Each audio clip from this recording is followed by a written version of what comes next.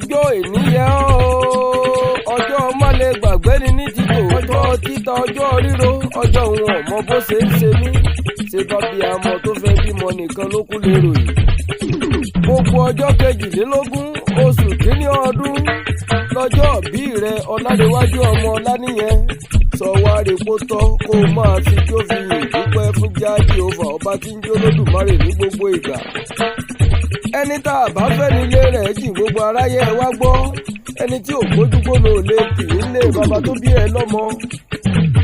àròlùwà ọmọ ọkọ lógún ọmọ àlè lọ́gbọ̀n ẹ̀yin lọ́mọ yasáwo adọ́kọ lójú bùtú májíyẹrẹ ọgbọ̀n sí torí bùtú lọ̀tá èrò yẹjú lọ̀tá àmẹ́lẹ́ ẹni obìnrin náà kò tó relé tòun ti bànújẹ́ ó ní délé yọ ọjọ́ pọ̀ ẹni ó yẹ kó lè jáde ẹni ẹkúnlé àrò mọ́ wà mo dúró ọwọ́ mi ò tó sí mo bẹ̀rẹ̀ ọwọ́ mi ò tó sí mo wá dùbúlẹ̀ yẹ́kẹ́ ni gbogbo síwọ́ sí mi lẹ́nu mo gbèsè ọ̀hún dọ́jà iṣẹ́ ọ̀tà mo gbèsè dọ́jà iṣẹ́ òdówó lórí mo bẹ̀rẹ̀ sí ní relé lẹ́ni tí ń banújẹ́ mo pàdé àgbàkan tí kọ́ni ní fábí iye kan ní. oníbàwọ̀ ni mò ń polówó sí lóde sí. ẹ wá ara sí ni mò ń polówó sí lóde sí. ó ní ẹ wá ara sí àdùbúlẹ̀ ká lọ bá máa wí. ẹ wá ara sí àdùbúlẹ̀ ká. àdùbúlẹ̀ ká ní sí bá tẹ́ porogodo mo bá múrin bọnu pé kí lẹ̀ ń ṣe ní jùtà ìpẹ́ rẹ̀ lẹ́ ń pa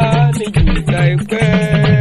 ọ̀làríwájú jíjọ́ pẹ́ ó jàre ọmọ ọ̀làníyàn jíjọ́ pẹ́ ó jàre ọjọ́ òbí jíjọ́ pẹ́ ó jàre nítorí pé ire ló wọlé dé mo sì rí pé ire rẹ̀ pọ̀ lọ́nà o.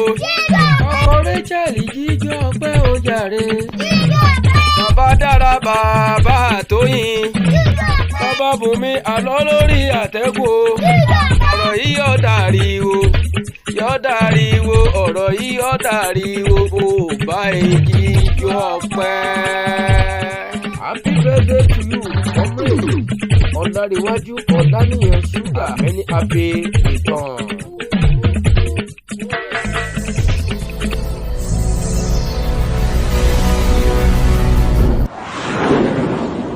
ẹ káàbọ̀ sí ìkànnì Supreme TV lórí ẹ̀rọ ayélujára.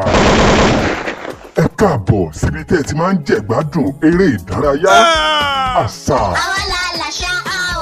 ìfọ̀rọ̀wérọ̀ ìròyìn káàkiri bó ṣe ń lọ láàrin agbo òṣèlú ìfọ̀rọ̀wérọ̀ ìtanijí àti ìdánilẹ́kọ̀ọ́ lóríṣiríṣi. ẹ káàbọ̀ sí ìkànnì tó ń fọ̀n lókèlókè.